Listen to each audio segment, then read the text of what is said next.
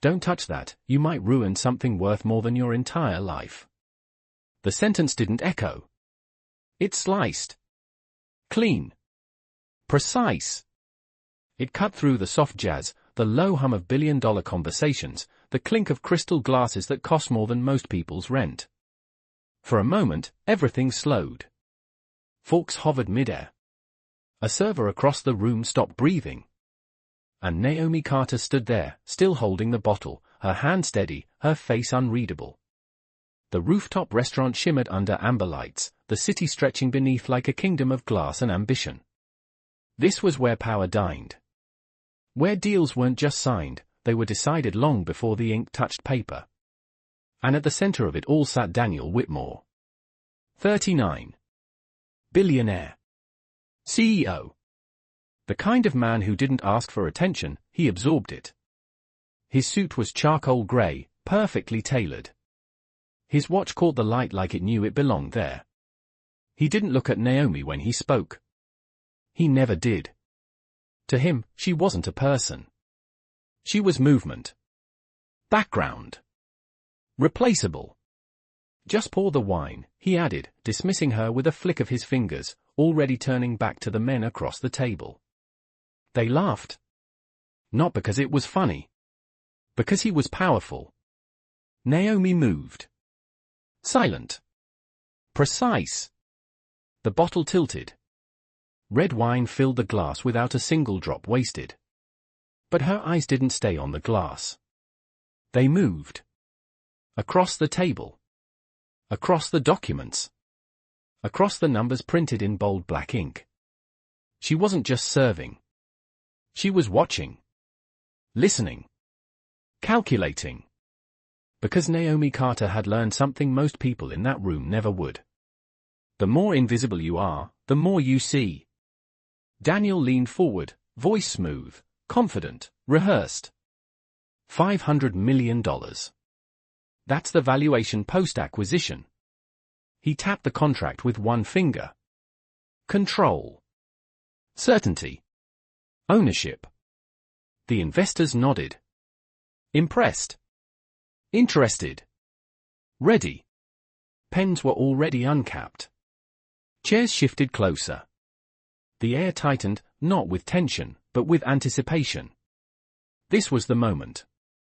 The kind of moment people brag about later. We close tonight, Daniel said, smiling like the outcome had already been decided. And maybe it had. At least, that's what everyone thought. Naomi stepped back, placing the bottle down with quiet precision. Her heartbeat didn't change. Her breathing didn't shift. But something behind her eyes sharpened. Because in that sea of confidence, in that perfectly rehearsed pitch, in that room full of people who believed they controlled everything, there was something wrong. Small. Almost invisible. But not to her. And for the first time that night, Naomi Carter looked directly at Daniel Whitmore. Not as a waitress. Not as background. But as someone who had just seen the crack forming beneath his empire. Daniel did not notice it at first. Why would he? Men like him were trained to see outcomes, not details. He leaned back in his chair, fingers steepled, watching the investors scan the contract like it was already theirs. The skyline behind him shimmered through the glass walls, a reminder that everything below belonged to people exactly like him. Controlled. Calculated. 1. Naomi did not move. Not yet. Her eyes traced the numbers again. Line by line. Column by column. The kind of focus that came from years of being ignored, of finding meaning in the margins while others spoke over her.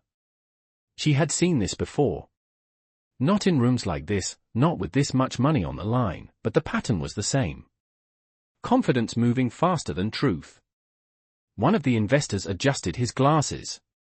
500 million valuation, he repeated slowly, his voice thoughtful but not doubtful.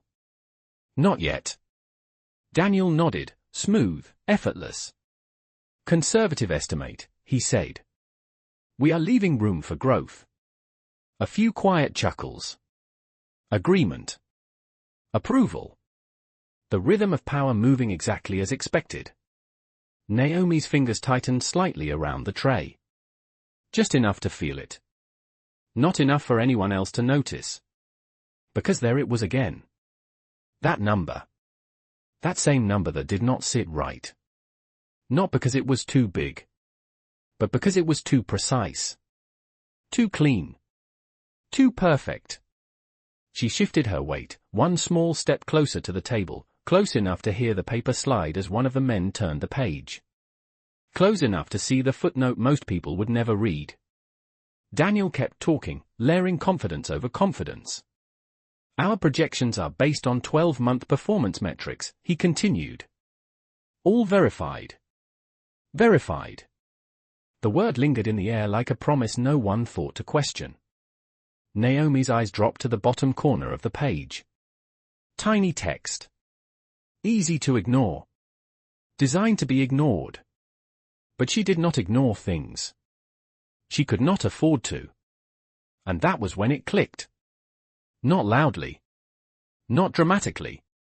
Just a quiet shift inside. Her mind. A connection. A detail out of place. The 12-month projection was not 12 months. It was 11. 11 months and 3 weeks, rounded up, presented as complete. A subtle inflation. Small enough to hide. Big enough to matter. Very big. Naomi inhaled slowly. This was not her place. That was the rule. Serve. Stay quiet. Do not interrupt. Especially not here. Especially not now. Especially not him. Daniel Whitmore did not tolerate interruption. He did not tolerate correction. And he definitely did not tolerate it from someone like her. Across the table, a pen hovered over the signature line. The deal was seconds away. Naomi felt the weight of that moment press against her chest. If she said nothing, the room would keep moving. The deal would close. The mistake would live on paper until it became a problem too big to ignore. If she spoke, everything would stop. Her job. His deal. The entire room. Daniel smiled, reaching for the pen, already tasting the victory before it was complete. And in that exact second, Naomi Carter made a choice. Wait. The word was soft. Too soft for a room like this. And yet it landed harder than anything else that had been said all night. The pen stopped. Not dramatically. Just paused. Middo. Daniel's smile did not disappear. Not yet. He did not turn either. Men like him did not react to interruptions. They erased them. Excuse me, he said calmly, still looking at the contract, as if the voice behind him did not belong in the same reality. Naomi did not step back. That was the first shift. Subtle. Almost invisible. But real. Her tray rested against her side, forgotten. Her eye stayed on the document, not on him. Not on anyone. Just the numbers. That projection, she said, her voice steady, measured, controlled. It is not 12 months. Now he turned. Slowly. Not out of curiosity. Out of irritation. The room followed him. Eyes lifted. Conversations died. Even the music seemed to fade into something distant and unimportant. Daniel looked at her the way someone looks at a mistake that should not exist. I think you are confused, he said, each word polished, restrained. This is not your concern. A quiet ripple of agreement moved through the table. Someone shifted in their chair. Someone else glanced away, already uncomfortable. Naomi did not move. Did not apologize. Did not retreat. It is 11 months and 3 weeks, she continued, just as calm. Rounded up. The growth rate is calculated as if it is a full year. Silence. Not polite silence. Not respectful silence. The kind that feels like something just cracked open beneath the surface. One of the investors looked down again. This time, slower. More carefully. Pages turned back. Fingers traced numbers that had been accepted seconds ago without question. Daniel's jaw tightened. Barely. Enough for those closest to him to notice. That is a standard projection adjustment, he said quickly, reclaiming control, smoothing over the moment before it could expand. Everyone in this room understands that. No one answered. Because now they were reading. Really reading. Naomi took a small breath. Not nervous. Focused. Then the margin is inflated by 8.7%, she said. Which means the valuation is not conservative. It is overstated. A glass touched the table a little too hard. A chair creaked. The rhythm of certainty began to unravel. Daniel leaned forward, his voice lower now, sharper. You are out of line. This time, he looked directly at her. Not through her. Not past her. At her. Naomi met his gaze. Calm. Unshaken. No, sir, she said quietly. The numbers are. And that was the moment the room changed. Not loudly. Not suddenly. But completely. Because the deal that felt finished was no longer certain. And the woman no one had noticed had just become impossible to ignore. No one laughed this time. The kind of silence that followed was heavier than before, not frozen but shifting, like the air had turned against its own certainty.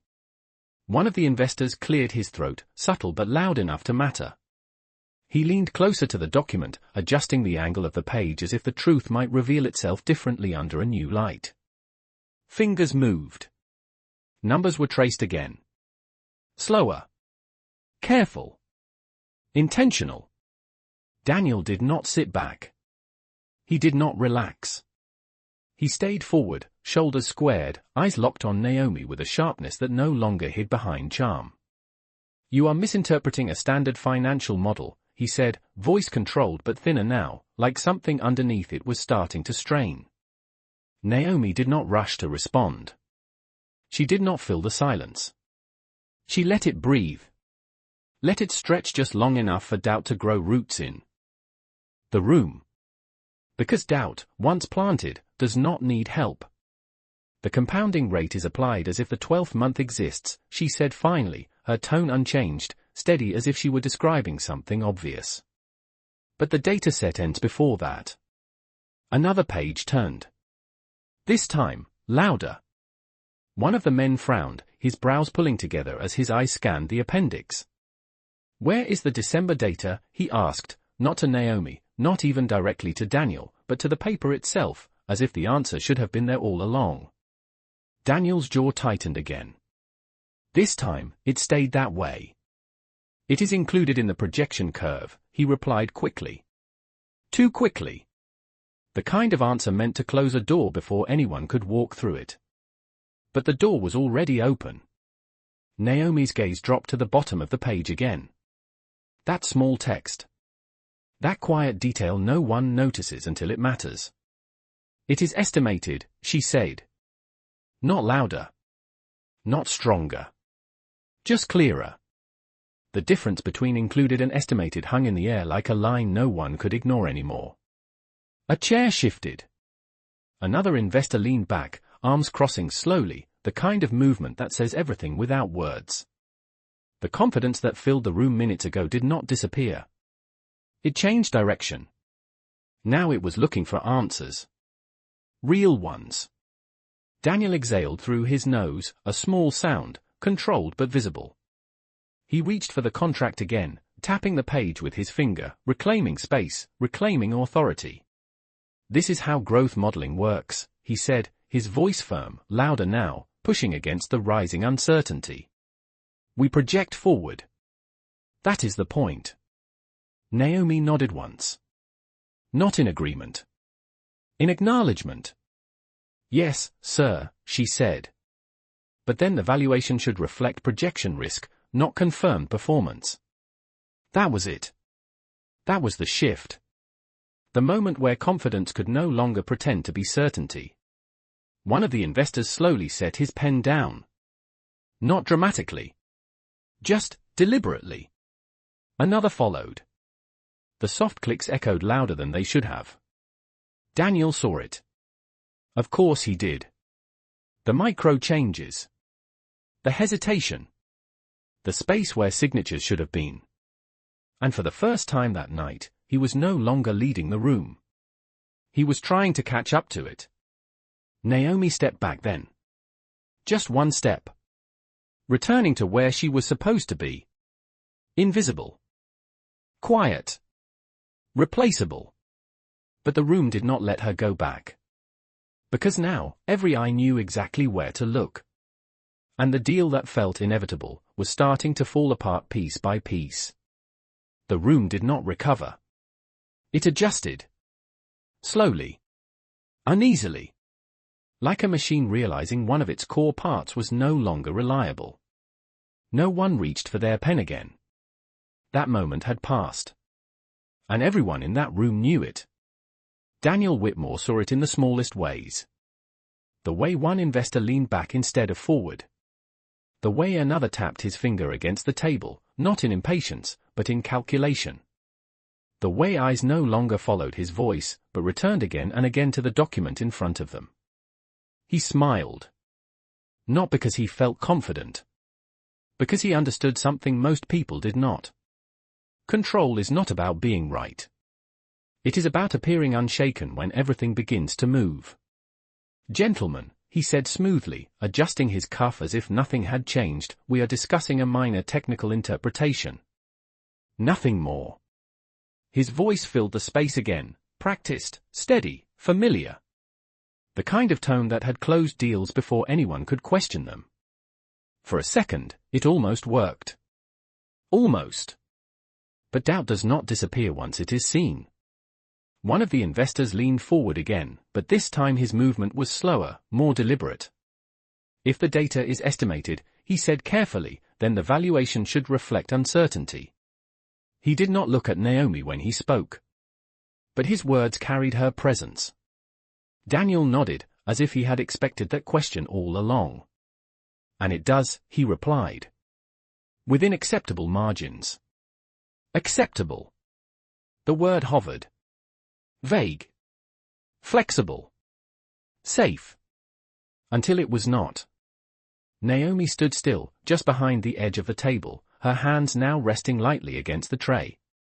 She had already said what needed to be said. She did not push. She did not argue. She did not need to.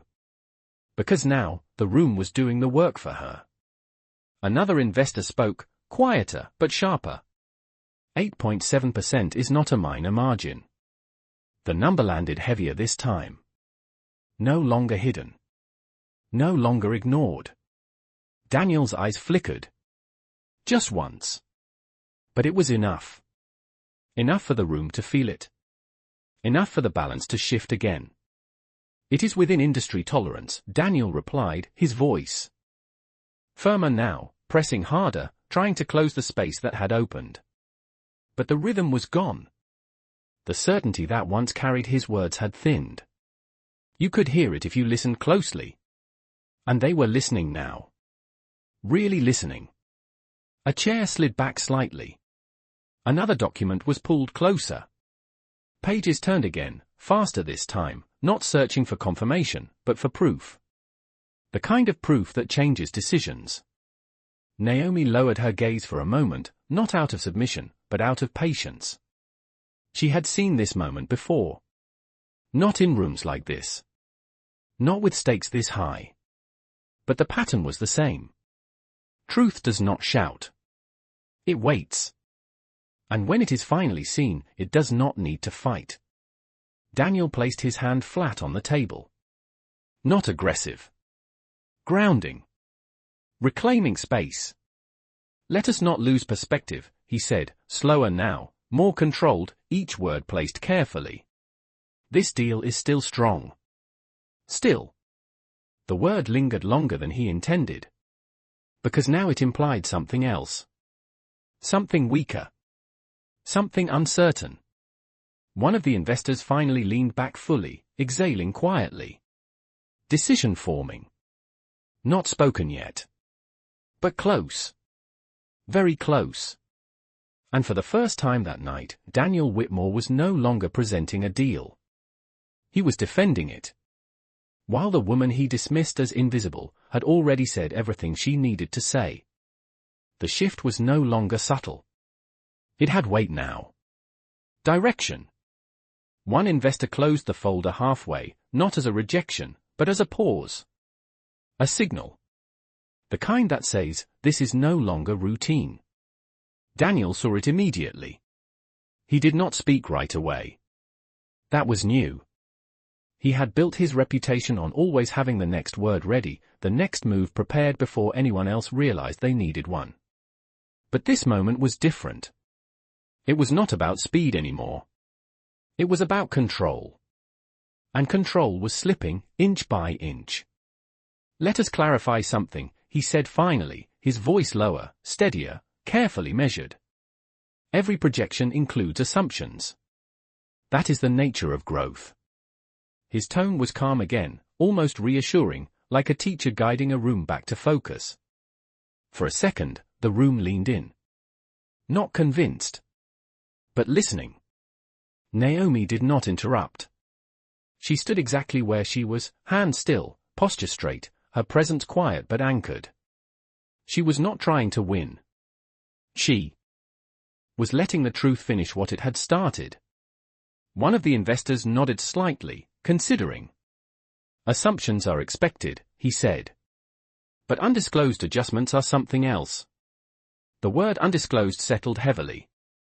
It did not accuse. It questioned. And questions, in rooms like this, were more dangerous than accusations. Daniel exhaled slowly, almost imperceptibly. Nothing is undisclosed, he replied, tapping the page again, but this time his finger did not land with the same confidence. It hovered, searching for the exact line that would support him. It is all documented. Naomi lifted her gaze, not toward him, but toward the document again. In the footnote, she said gently. Not challenging. Just stating. A pause followed. Longer than before. Because now, everyone knew exactly where to look. Pages flipped back. Again. But this time, no one rushed. They read the small text. The kind of text designed to be technically honest but practically invisible. One investor leaned closer, lips pressing into a thin line. Another adjusted his glasses, reading the same line twice, then a third time. The room did not need Naomi anymore. The evidence was already there.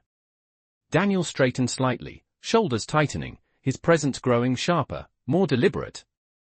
That is standard disclosure practice, he said, firmer now, pushing against the momentum that was no longer his. Anyone experienced in this space understands that. But the room had changed. Experience was no longer the shield. It was the lens. And through that lens, the details looked different. Standard does not mean transparent, one of the men replied quietly. The sentence did not echo. It settled. Final. The kind of statement that does not argue. It concludes. Daniel's eyes moved across the table, reading faces the way he used to read contracts. But this time, the signals were not aligning. No nods. No quiet agreements. No momentum. Just distance. Measured. Careful. Deciding. Naomi took one small step back. Not retreating. Just returning to her place. But her presence remained at the center of the room, even as she moved out of it. Because the shift she started was now complete. The deal was no longer his to control. It belonged to the truth. And truth does not negotiate. No one spoke right away. That was the first real sign. Not the silence itself, but what lived inside it. Decision. The kind that forms quietly, without permission, without announcement, until suddenly it is already made. One of the investors closed the contract completely this time. Not halfway. Not hesitating. Fully. The soft thud against the table echoed louder than anything Daniel had said all night. It was not aggressive. It was final. Daniel's eyes flicked toward the sound, just for a fraction of a second, but it was enough. Enough to reveal what he had been holding back. Not fear. Not yet. But something close to it. Awareness. The realization that this was no longer a conversation he controlled. "Let us take a step back," the investor said, his voice calm, measured, but no longer aligned with Daniel. "We need to reassess the foundation before moving forward." Reassess. The word landed like a quiet verdict. Not rejection. But worse. Delay. Doubt. Distance. Daniel straightened in his seat, his posture tightening, his presence sharpening as he reached for the last piece of authority he still had. "There is nothing to reassess," he replied, his voice firm, but now carrying a weight it did not have before. "The fundamentals remain unchanged." But the room did not follow him. That was the difference. Before, his words led. Now, they lingered. Waiting. Hoping to be accepted. And they were not. Another investor leaned forward slightly, his hands clasped, his tone thoughtful but decisive. "The fundamentals include trust," he said. "And right now, that is what needs clarity. Trust." The word shifted everything. It was no longer about numbers. Not about projections. Not about margins or models. It was about something harder to repair. Something that does not come back easily once it is questioned. Daniel opened his mouth to respond, but for the first time that night, he hesitated. Just a fraction. Just long enough for the room to move without him. Naomi stood still, her presence now quiet again, almost distant, as if she had already stepped out of the moment emotionally even while she remained physically there. She did not watch Daniel anymore. She watched the table. The people. The shift. Because this was no longer about proving a mistake.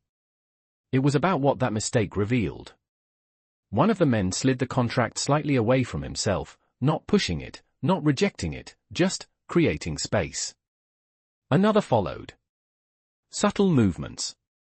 But in rooms like this, subtle is everything. Daniel saw it all. Every inch of distance. Every shift in posture. Every glance that no longer returned to him for confirmation. And for the first time in a long time, he had no immediate move. No prepared line. No confident recovery. Just a narrowing space where his authority used to be. The skyline outside still shimmered. The city still moved. Nothing had changed out there. But inside this room, everything had. And standing just a few steps away, the woman he had dismissed with a flick of his hand had done something no competitor, no market force, no negotiation tactic had ever managed to do. She had interrupted certainty.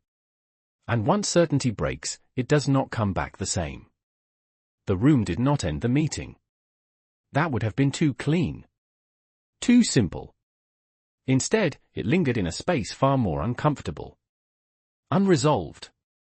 One of the investors leaned back, fingers steepled, eyes no longer on Daniel, but on the table itself, as if recalculating everything from the ground up.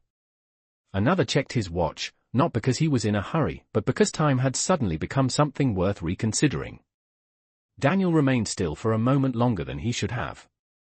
Then he adjusted his jacket, a small, precise movement, the kind that used to signal control. But now it felt different. Rehearsed. Delayed.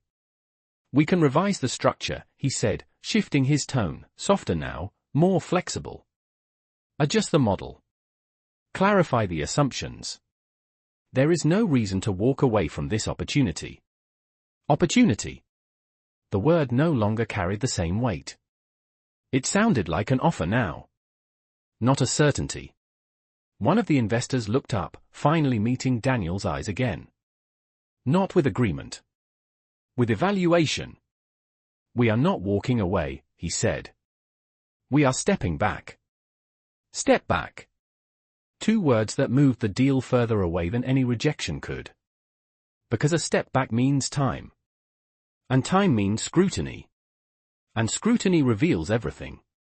Naomi could feel it. The shift had completed its cycle. What started as a whisper had become direction. What began as one sentence had become a full reconsideration. She did not stay in the center of it. She did not need to. Quietly, she reached for the empty glass nearest to her, lifting it with the same steady hand she had when the night began. The same motion. The same silence. But nothing about her was invisible anymore. Daniel noticed. Of course he did. His gaze followed her for a fraction of a second, something unreadable passing through his expression. Not anger. Not frustration. Something else. Recognition. The kind that comes too late. We will need updated figures, another investor added, flipping the contract closed again, this time with intention. Full transparency. Transparency. The word settled differently than trust had. Less emotional. More final. Because transparency is not a feeling. It is a requirement. Daniel nodded slowly, once, his options narrowing into something smaller, something less certain. Of course, he said. But the confidence was gone. Not completely. But enough. Enough for the room to hear the difference. Chairs began to shift. Not abruptly. Not all at once. But one by one, the posture of decision replaced the posture of anticipation. The deal was no longer happening tonight. That was understood without being said. Naomi turned slightly, preparing to step away, to return to the quiet rhythm she had always lived in. But before she could take that step, a voice stopped her. Miss, it was one of the investors. Calm. Direct. She paused. Not startled. Just still. How did you catch that? He asked. The question hung in the air, simple on the surface, but carrying something deeper underneath. Not curiosity. Respect.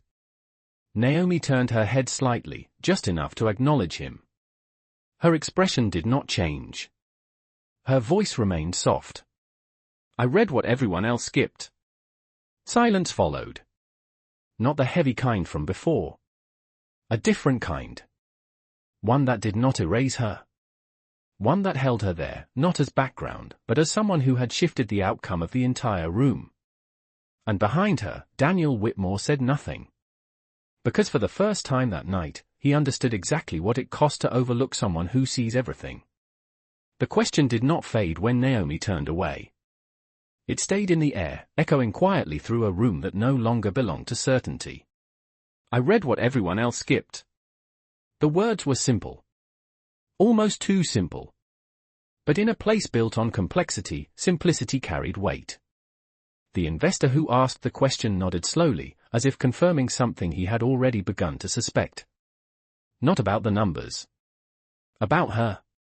Around the table, attention shifted again, but this time it did not return to Daniel. It followed Naomi. Not openly. Not dramatically. But in small, unmistakable ways. A glance held a second longer. A thought that did not move past her. Recognition, forming in real time. Daniel remained seated, his hand still resting on the contract, but no longer pressing it. No longer claiming it. His fingers loosened slightly, the tension leaving not all at once, but enough to be seen. He looked down at the pages again, not as a presentation, but as a problem. And that was new. Because men like Daniel Whitmore did not revisit their own work in public. They defended it. They controlled it. They moved past it. But now, he was reading. Actually reading. The footnote. The numbers. The space where confidence had once been unquestioned. Naomi stepped away from the table, her movements returning to the rhythm of her role, quiet, efficient, almost invisible.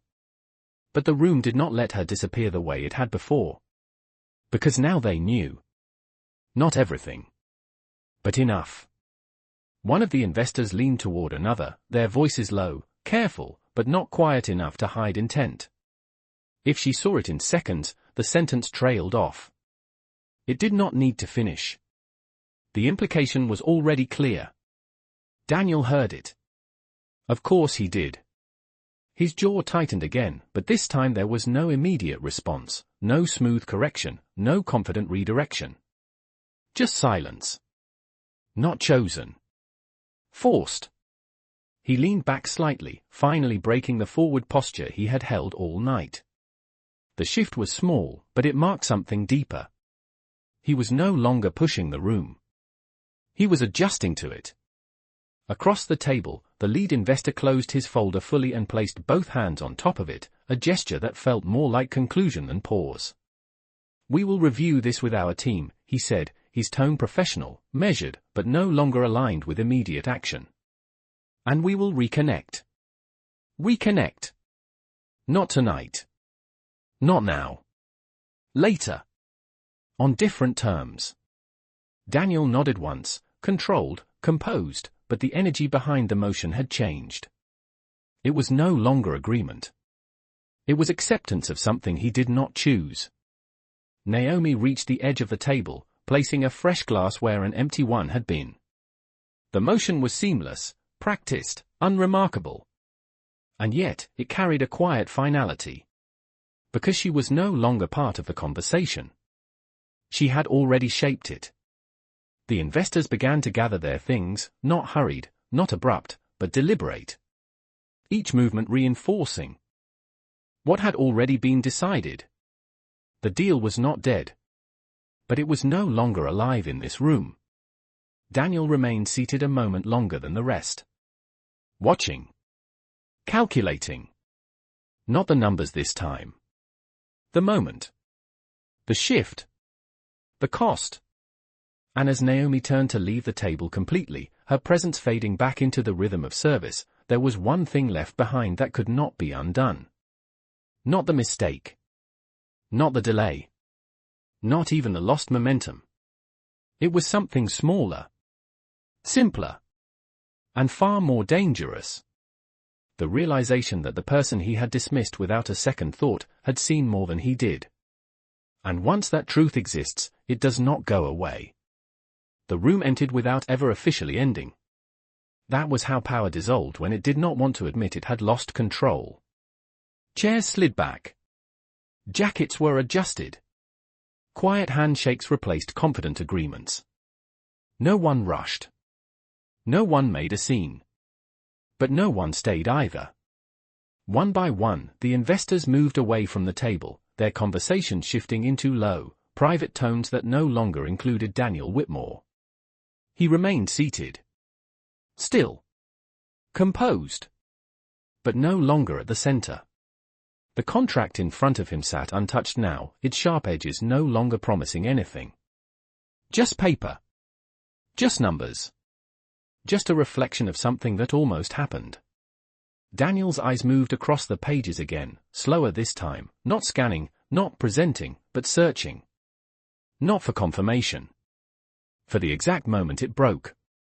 And he found it. Not in the numbers themselves, but in the detail he chose not to emphasize. The line he assumed no one would question. The assumption that experience in the room would replace attention. He exhaled quietly, leaning back at last, his shoulders lowering just slightly, the tension shifting into something more contained. Not defeat. Not yet. But recognition. Across the room, Naomi moved through the tables with the same quiet precision she had always carried. Clearing glasses. Resetting plates. Replacing what had been used without drawing attention to herself. The rhythm of service returned, but the room did not feel the same. Because even as conversations resumed and the soft music filled the space again, something had changed beneath it. A memory had formed. One that would follow everyone who sat at that table. Daniel stood up slowly, smoothing the front of his jacket, his movements measured, controlled, but lacking the sharp certainty from earlier. He did not look at the investors as they left. He did not call them back. He did not try to reclaim what had already moved beyond his reach. Instead, his gaze shifted across the room until it found her. Naomi Carter. She was placing a glass on a distant table, her posture calm, her expression unchanged, as if nothing significant had happened at all. For a moment, he simply watched. Not with judgment. Not with dismissal. But with a quiet understanding forming behind his eyes. Then he walked. Not toward the exit. Toward her. His steps were steady, but slower than before, as if each one carried a different weight now. Not authority. Not dominance. Something else. Awareness. Naomi sensed him before he spoke. Not by sound. By presence. She turned slightly, just enough to acknowledge him without breaking her rhythm. "Miss Carter," he said, his voice lower than it had been all night. Not commanding. Not dismissive. Just direct. She looked at him. Calm. Neutral. Present. The silence between them was different from before. It was not filled with power. It was filled with something far more unfamiliar. Balance. Daniel glanced briefly at the table behind him, then back at her. "How long have you been reading financial reports?" he asked. The question was simple. But it carried something deeper underneath. Not suspicion. Not challenge. Something closer to respect. Naomi held his gaze for a moment, then answered with the same steady voice she had used all night. "Long enough to know when something does not add up." Daniel nodded slowly. Once. No smile. No defense. Just acknowledgement. Because for the first time that evening, he was not speaking to someone beneath him. He was speaking to someone who had already proven she saw what he missed. And in that quiet exchange, something shifted again. Not the deal. Not the outcome. But the understanding of who actually held the power in the room all along. Daniel did not walk away immediately. That was the second change. The first was that he had listened. The second was that he stayed. In a room where people like him were used to moving on the moment something lost value, staying meant something. Not weakness. Not hesitation. Something else. Consideration. Naomi returned her attention to the table in front of her, adjusting a glass slightly, aligning it with the edge of the linen as if the world had not just shifted around her. Her movements were precise, intentional, unchanged. But the silence between them was no longer empty. It carried weight. Daniel watched her for a moment longer, not trying to interrupt, not trying to reclaim control. Just observing. The same way she had observed him. "You notice something most people in that room missed," he said finally, his voice steady, but quieter than before. Not performing. Not persuading. Just stating. Naomi did not look up right away. She finished adjusting the table, her fingers resting briefly on the surface before she let them fall back to her side. Then she met his gaze. "Most people were not looking for it," she replied. The answer was simple. Direct. And it landed with more force than anything louder could have. Daniel nodded slightly, absorbing it. Because it was not just about the numbers. It was about attention. About what people choose to see. And what they assume does not matter. He glanced back toward the table where the deal had almost been signed. The contract still sat there, untouched now, as if it no longer belonged to anyone. "I built that model," he said after a moment. Not defensive. Not proud. Just honest. Naomi held his gaze, her expression unchanged. "Then you already know where it went wrong," she said. No accusation. No judgment. Just clarity. Daniel's eyes shifted again, this time inward, replaying the structure, the assumptions, the small decision to round what should have been separated. Not because he did not understand it, but because he believed no one else would question it. And that belief had cost him. Not everything. But enough. I assumed, he started, then stopped. The sentence did not need to finish. Assumptions had already filled the room earlier. They did not need to be repeated. Naomi did not respond. She did not fill the silence for him. Because this part was not hers to explain. It was his to understand. A server passed behind them quietly, the soft movement of the room continuing as if nothing had happened, as if the night was just another night. But it was not. Daniel exhaled slowly, the tension in his posture easing into something more grounded. Less rigid. Less certain. You did not have to say anything, he said. Not as a question. As a realization. Naomi's eyes softened just slightly, not in emotion, but in acknowledgement of the truth in that statement. No, she said. But it was there. That was all. No explanation. No justification. Just the reason. Because truth, once seen, does not disappear just because it is inconvenient. Daniel looked at her for a long moment, the kind of look that measures something beyond surface value. Not her position. Not her uniform. Something deeper. Capability. Awareness. Discipline. The kind of qualities he had spent years claiming to recognize in others. And yet, he had missed it standing right in front of him. You see details most people ignore, he said quietly. Naomi gave a small nod. Not as confirmation. As acceptance. Because that was who she had always been. Whether anyone noticed or not. And in that moment, the balance between them was no longer defined by titles or status. It was defined by something far more difficult to earn.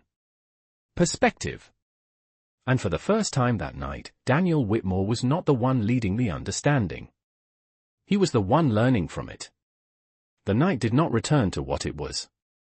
Even as the restaurant resumed its rhythm, even as new guests filled the spaces left behind, something lingered in the air that could not be reset like a table or replaced like a glass. It was not loud. It was not visible. But it was there. Daniel Whitmore felt it as he stood beside Naomi, no longer as the center of attention, but as someone who had just seen a part of his own blind spot exposed in front of him. He glanced once more toward the table where the contract remained, untouched and waiting, as if it no longer belonged to the version of him that had walked into the room hours ago. Then he looked back at her. Really looked. Not at the uniform. Not at the role. At the way she held herself. At the stillness that did not come from hesitation, but from control. You were not guessing, he said quietly. Not a question. A conclusion. Naomi shook her head once, a small, deliberate motion. No, she replied. Daniel studied her for a moment, longer than before, as if measuring something that could not be quantified on paper. Where did you learn to read like that? He asked. The question carried no edge. No test. Just curiosity. Naomi did not answer immediately. Her eyes moved briefly across the room, not searching, just remembering. Watching, she said. Listening. And not assuming that important things are always written in big letters. The words settled between them, simple but exact.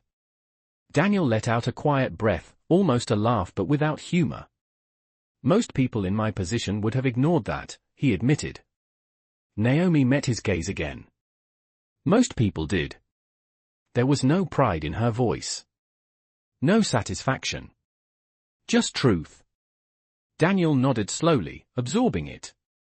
Because that was the part that stayed with him. Not the mistake itself. Not the delay of the deal.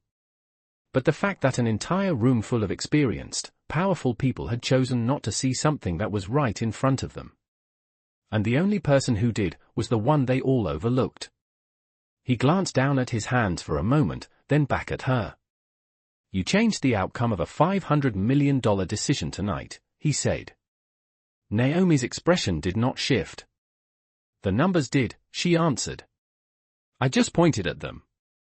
Daniel almost smiled. Not from amusement. From recognition. Because that distinction mattered. It meant she did not see herself as the center of the moment. She saw the truth as the center.